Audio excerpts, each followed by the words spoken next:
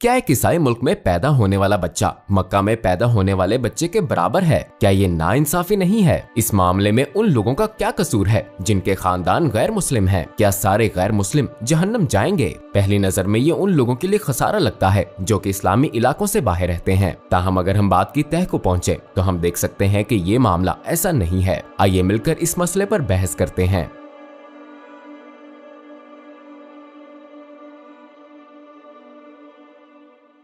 किसी खास इलाके में रिहाइश ईमान का लाजमी मियार नहीं है। इसकी कई मिसालें हैं। मिसाल के तौर पर आप में से अक्सर पैगंबर मूसा अलैहिस्सलाम की कहानी से वाकिफ हैं।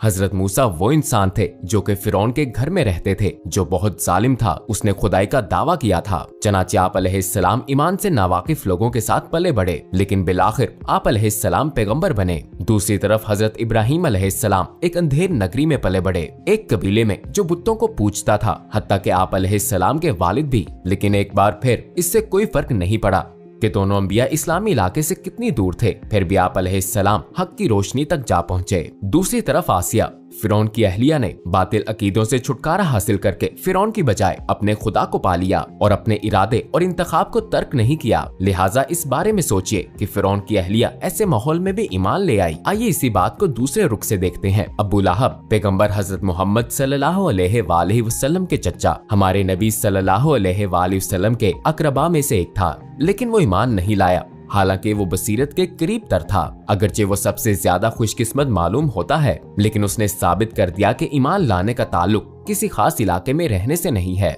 इससे हमें पता चलता है कि कुछ लोग गैर इस्लामिक मुमालिक में रहते हुए भी अपनी कोशिशों से दीन की बसीरत तक पहुंच सकते हैं, जबकि बाज अफराद इस्लामी मुमालिक में रहते हुए भी नहीं पहुंच सकते। हम देख सकते हैं कि बहुत से ईसाई और गैर मजहबी लोग थोड़ी तहकीक करके सबूत तलाश कर रहे हैं और इस्लाम कबूल कर रहे हैं, जबकि इसके बरक्स वो मुसलमान जिन्होंने तहकीक नहीं की इस्लाम से दूर हो गए तकलीद की हालत की वजह से। इसीलिए कुरान बयान करता है कि चाबी उसके लिए है जो अकल का इस्तेमाल करता है और तहकीक करता है। इस चाबी से ईमान के दरवाजे खुल जाएंगे इंशाअल्लाह। इंसान फितरी तौर पर मुतजस्सिस होता है, हत्ता कि वो मामूली तफसीलात पर भी गौर करता है। एक मुतजस्सिस शख्स इतने अहम मसले पर क्यों कर अपने आप से सवाल नहीं कर सकता कि मैं कहां से आया हूं, मुझे यहाँ किसने भेजा और मैं कहां जा रहा हूं। वो तजस्सुस की वजह से इन सवालात के जवाबात की छानबीन क्यों नहीं करता?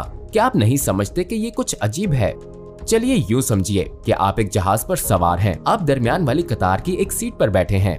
आप अगली कतारों पर नजर डालते हैं जहां कुछ मखसूस वक्फों में लोगों को अगली सीटों से उठाया जा रहा है और उन्हें जहाज से फेंका जा रहा है और उनकी जगह नए लोगों को बिठाया जा रहा है। इतनी अजीब सूरत हाल में क्या आप नहीं कहेंगे कि मैं यहाँ क्या कर रहा हूँ, मैं कहाँ से आया हूँ और सब लोग कहाँ फेंके जा रहे हैं? जल्द ही मेरी बारी भी आने वाली है। क्या आप मुतजस्सिस होकर किसी से वजाहत नहीं मांगेंगे? यूं समझिए कि इस मौके पर कोई आकर आपसे ये कहता है कि यहाँ जो कुछ भी हो रहा है आपको इस बारे में फिक्रमंद होने की जरूरत नहीं है। आप अपने सामने रखे कंप्यूटर पर अपनी पसंदीदा वीडियो गेम खेल सकते हैं। हम थोड़ी देर में खाना पेश करेंगे और आप अपने मनपसंद खाने का इंतखाब कर सकते हैं। बस आप पुरसुकून रहिए। ऐसी सूरत हाल में आप शायद उन चीजों पर नजर डालना भी गवारा ना करेंगे जिनकी पेशकश की गई है और आप बुनियादी बात पर तवज्जो देंगे। ये दुनिया भी एक तेजी से उड़ने वाले जहाज की तरह है। हमने अपनी आंखें खोली तो खुद को इस जमीनी जहाज पर पाया, लेकिन हम रूह को लुत्फानंदोज करने वाली चीजों में इतना गर्क हो गए जैसे कंप्यूटर गेम, वक्त जाया करने वाली फिल्में और टीवी शोज। हमें एहसास ही नहीं हुआ कि हम इस जहाज पर हैं और उन लोगों को नहीं देख पाए जो रोजाना मर रहे हैं और नए पैदा होने वाले जो उनकी जगह ले रहे हैं। हमारी तवज्जो सिर्फ मनपसंद खानों पर मरकूज रही। इस जगह पर हम सब कसूरवार हैं। अपना वक्त उन खिलौनों के साथ सर्फ कर दिया जिन्होंने हमें नशे में रखा, मुख्तलिफ अंदाज से तहकीक की महारतों को इस्तेमाल करने से रोक दिया। हालांकि हम उस नौकरी के बारे में तहकीक करते हैं जो हम मुस्तकबिल में करना चाहते हैं या अपनी ग़ज़ा के बारे में आर्टिकल पढ़ते हैं। क्या हम जानते हैं कि आखिरत में क्या चीज हमारी मुंतज़िर है? बदकिस्मती से इस बारे में हमारी दिलचस्पी नहीं है कि हमें पहले से क्या करना चाहिए। बहरहाल तजस्सुस साइंस की बुनियाद है। जो इल्म हासिल करता है वो सच्चाई को पाने के लिए अपनी दानाई का इस्तेमाल करेगा। अगर मामला ऐसा है तो कलीदी मसला इंसान की ख्वाहिशात और रुझान का है, लेकिन हकीकत ये है कि लोग अपनी जिंदगी आर्जी खुशियों और दिलफरेब तफरीहात के साथ अपने जज्बात को तरजीह देते हुए गुजारते हैं और अपने दिमाग को एक तरफ रखकर तजस्सुस की रग का रास्ता बंद कर देते हैं और जाहिर है इसके नतीजे में वो सच्चाई को पाने के काबिल नहीं रहते। एक और मसला जिसे अक्सर गलत तरीके से पेश किया गया है, ये अकीदा है कि मुसलमान यकीनी तौर पर जन्नती हैं। ईमान एक नतीजा खेज मामला है, बस हम नहीं जानते कि आखिर में मोमिन कौन होगा। जिन मुसलमानों ने अकीदे की सिर्फ तकलीद की है, जो अल्लाह सुब्हानो ताला के बारे में नहीं जानते, अपने ईमान को तहकीक और शवाहिद से मजबूत नहीं करते और इसी तरह जहालत में जिंदगी गुजारते रहते हैं, वो बड़े खतरे में होंगे, क्योंकि वो अपने आप को कायल कर चुके हैं कि उनका मौजूदा ईमान काफी है, लेकिन ये मालूम नहीं है कि वो बतौर मोमिन मरेंगे। जैसा कि गैर मुस्लिमों के लिए तहकीक करना, हकायक और सबूत को इस्तेमाल में लाकर अपने अकायद को समझना लाजिम है, मुसलमानों को भी इस तरह ये सब लाजिम है।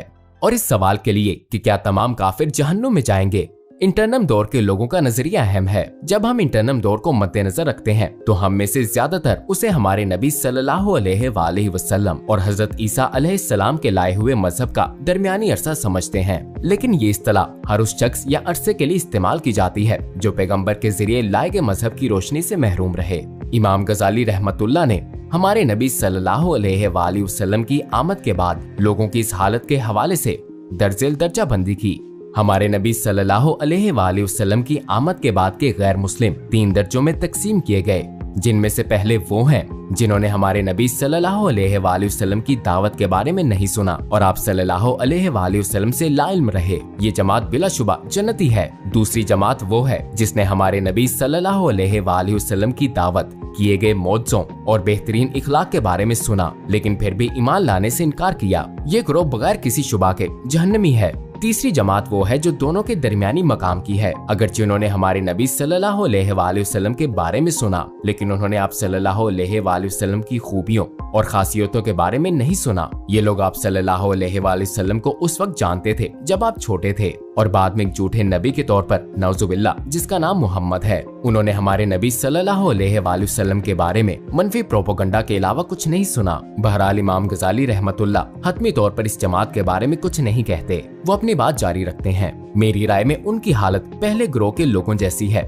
जिन्होंने आप सल्लल्लाहु अलैहि वसल्लम के बारे में कुछ नहीं सुना, क्योंकि उन्होंने आप सल्लल्लाहु अलैहि वसल्लम का नाम मुतजाद खसूसियात के साथ सुना। इस सूरत में लोगों को सच दरियाफ्त करने, तनकीदी सोच रखने और तहकीकात करने की तरगीब नहीं होती।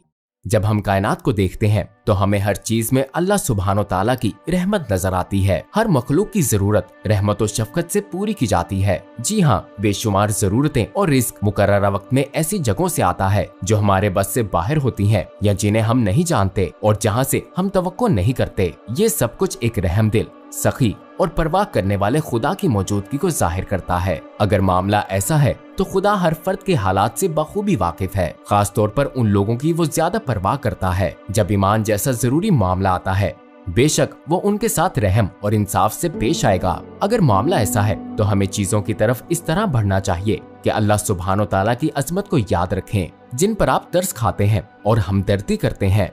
क्या अल्लाह सुब्हानो ताला उन अफराद के साथ बेरहम हो सकता है? क्या हम फर्ज कर सकते हैं कि अल्लाह सुब्हानो ताला जो इतनी मोहब्बत करने वाला है, जिसने आपको हमदर्दी के जज्बात दिए, क्या वो उनके लिए हमदर्दी नहीं रखता? अल्लाह सुब्हानो ताला इंसाफ पसंद है और ये नजरअंदाज नहीं करना चाहिए। इसमें कोई शुबा नहीं कि वो इस सूरत हाल में आखिरत में कायम की गई अदालत में इंसाफ पर मबनी फैसला करेगा। इन मालूमात के हवाले से अगर हर शख्स को उसकी नीयत के मुताबिक परखा जाए और जवाबदेह करार दिया जाए तो हमें अपने आप से सवाल करना चाहिए कि मैं अपने मौवाक़े कितनी अच्छी तरह इस्तेमाल कर रहा हूँ। मैं किस हद तक इन मुतालबों को मुकम्मल करने के काबिल हूँ जो मुझे पेश किए गए हैं।